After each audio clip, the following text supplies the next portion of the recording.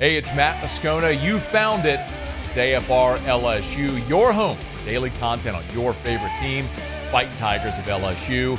And we're proud to be presented by BetUS, where this football season, get a 150% bonus on your first deposit and a 125% bonus on your next two deposits up to $2,000. Be sure to use the promo code YouTube150. Now, enjoy the video.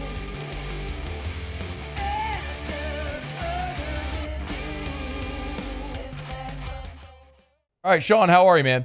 I'm good. How are you? I'm doing well, man. We appreciate you as always. We were talking just before you came on. I would love to just dive in with the LSU Alabama thing, and I'm curious your thoughts on Jalen Milroe. And I asked Brian Kelly on Monday how Milroe differs, what they're using him to do this year as to what how they basically used him last year under Tommy Rees. When you look at Milroe this year, how different, or is it different from how Rees used him a year ago to how Kalen DeBoer is using him this year? I think that they rely on him pushing the ball down the field, and he did that at times last year. I don't know what Brian said from me watching him.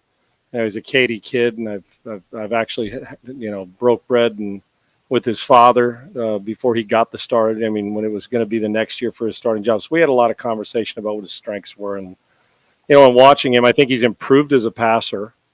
And I think the way that, they're using him now is, they want to make sure that you got to defend the entire field.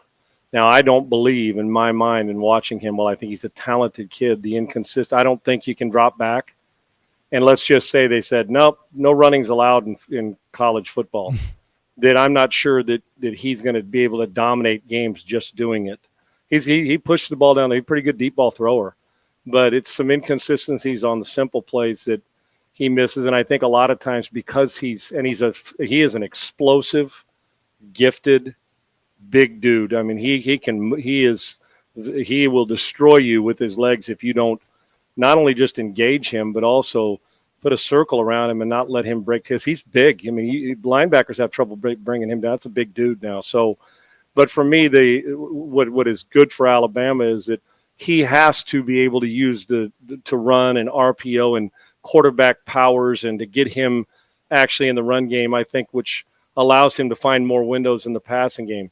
I don't think against a good team. Now, he may be able to do it against Tennessee, Chattanooga, but he's not going to do it dropping back and beating an LSU or a team like that or Tennessee regularly throwing the ball. But he will take some shots. He has had success down the field. So how they're using him different, I just think they're more confident in him, and I am too, that he can beat you throwing the ball if the run game's working. If they're one-dimensional, put it this way, you don't want the one dimension to be him where he's averaging 7-8 yards a carry. He will take over a game like a good running back, but he is capable throwing the football if, in fact, you're not hitting him. But the best thing to do is, I think, is pressure on the perimeter on the receivers. Now, how to combat that if you're Alabama is you motion to give yourself a free release, but I think you have to be physical on the perimeter because once you take them out of 1-2-3 ball out or catch and release in the quick game ball out, what he'll rely on is his legs, is his check down more often than because he knows they're explosive. Where Nuss, while he can run, will get to the next guy and the next guy through his progressions. And so you always lean on your strengths, and it's going to be a night game. And Brian Kelly doesn't lose primetime games at LSU. And quite frankly, Alabama, on the opposite, Alabama, I think, has won 5 of 6 against LSU or something. So they know how to play it. But DeBoer knows that he has to be two-dimensional. He had a guy last year that Penix could run, but boy, he was as pure pocket passer as we had in college football, delivering the ball on time. And I think it's incumbent upon, at Washington, I think it's incumbent upon him to get him in position where the ball has to come out. So you're going to have to create some free releases for his receivers. If they can handle the outside, we don't talk about this enough in football, is take them off their mark or don't let them get off that ball freely, because if he's in rhythm, that's when his arm will look like, well, damn. But they don't want to throw it 40 times.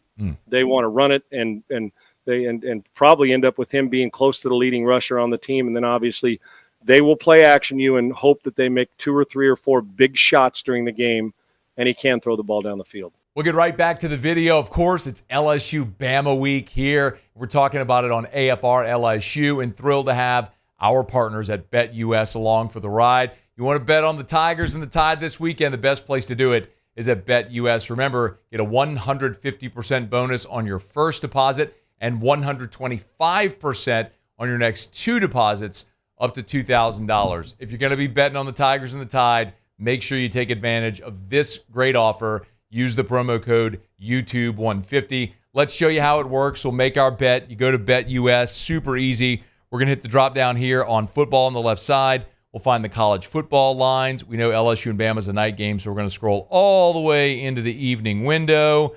We'll find the Tigers and the Tide, and there it is right there. LSU somehow catching 3 at home. You kidding me? I get LSU at night in Tiger Stadium. You're going to give me points. You better believe I'm taking all of them. So you make your selection.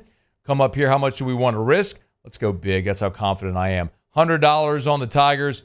Place my bet. It'll ask me to confirm. Tap right there. Here's my confirmation slip, and we are locked in. LSU +3 against Alabama Saturday night in Tiger Stadium. It's that easy at BetUS. Remember, a 150% deposit on your first, 150% bonus on your first deposit, 125% on your next two deposits, up to $2,000. Use the code YouTube150. Now, enjoy the video. And to your point, in the loss to Tennessee, Milroe threw it 45 times and ran for 11 yards. Now reverse that. Right. He runs it 24 times for 140 and throws for $160. Oh, now Alabama's not only in it, they're hell to pay. I mean, because he is a presence. But if you flip it and you go and have to, just like Nuss, who's obviously a more polished thrower, but whenever most quarterbacks, I bet if we did the numbers, you hit 45 to 50 throws in college and the NFL over the last decade. I'll bet you for the majority of the time, an overwhelming number, that team doesn't win, especially when this isn't a pure throwing team. They want to physically dominate you and beat you with some big shots and throw in rhythm. So, because he's not going to be patient enough to get to his third guy, and maybe that's a disadvantage for a defense because his legs are so good. But patience for quarterbacks when they've got an amazing strength with their feet, he won't live back there. He will try to make things happen in the open field. If you don't put a full body on him, he will run through tackles. He's as physical as there is at the position in college football. How would you defend, if you're LSU, how would you defend Jalen Milroe Saturday? Passive aggressive.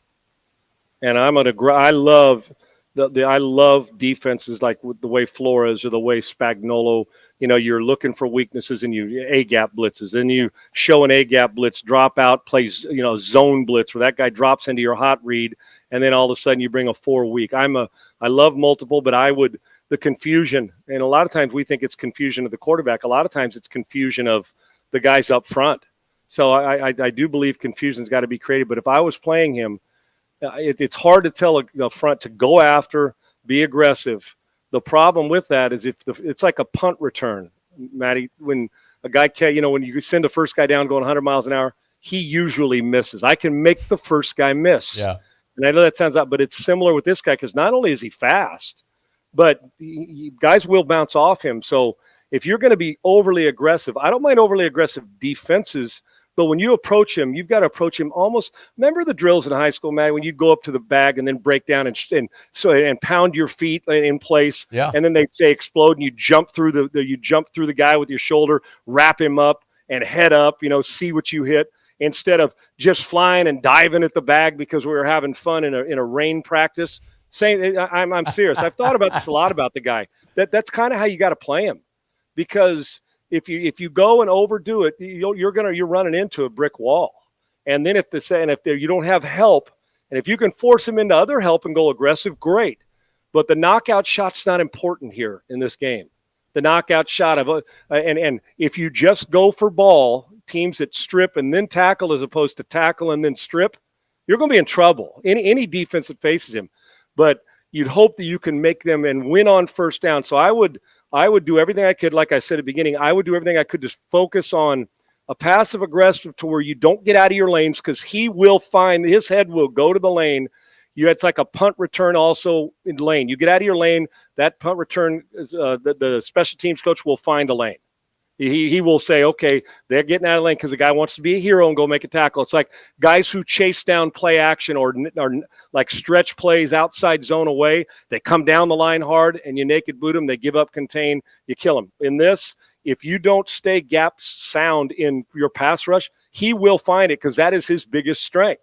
But so passive aggressive on the rush. But I don't think you can play a lot of off coverage because you're playing into his hand now. 6-yard hitch. Let the guy get a free release, so you're throwing first read, first guy. And he's a smart guy, and he's a great kid. But you want to play to his weakness, and his weakness would be hold the ball and not miss your first guy at the quarterback. Meet at the quarterback, but there better be more than one. So passive-aggressive, a lot of times blitz, blitz, blitz. But if you miss guys like this, and you're playing man and your back's turned, he'll have a field day running the ball. And I've watched him for, 2.5, whatever it's been now, 2+ years. And he destroys you if you don't drag him down early and allow that. If he's playing on your side of the line of scrimmage, you're in trouble.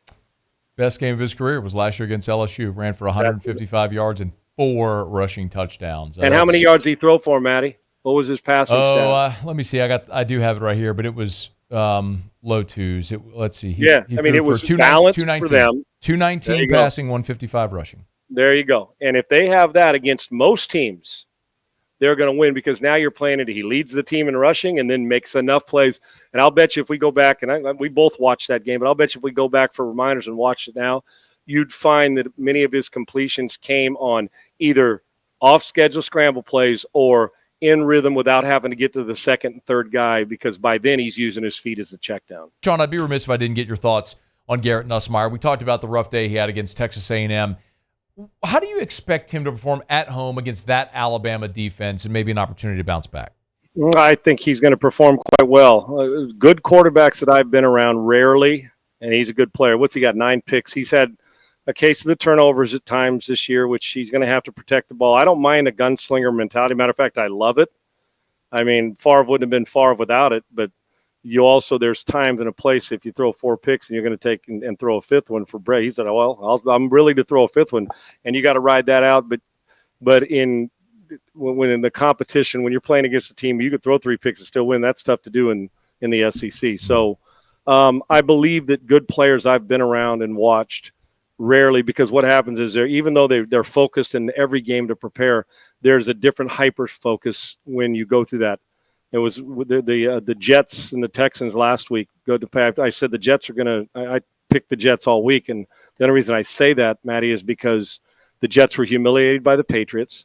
Coach had not won a game. The interim coach had not won a game. Rodgers had been subpar at best this year, and they're going on the road. The Texans, all the praise. They're 6-2, and my thought process was this is where the Jets, even if it's an ugly one, the players, when they're humiliated, do not discount. I'm just telling people, discount when somebody's humiliated or embarrassed or did not do their thing and felt like that they put their team in a bind. And I know Nussmeier, critical of himself. I mean, his dad, meaning a football family and a quarterback, and as competitive he is, you don't have to correct him. He knows, and he knows how the mistakes he made.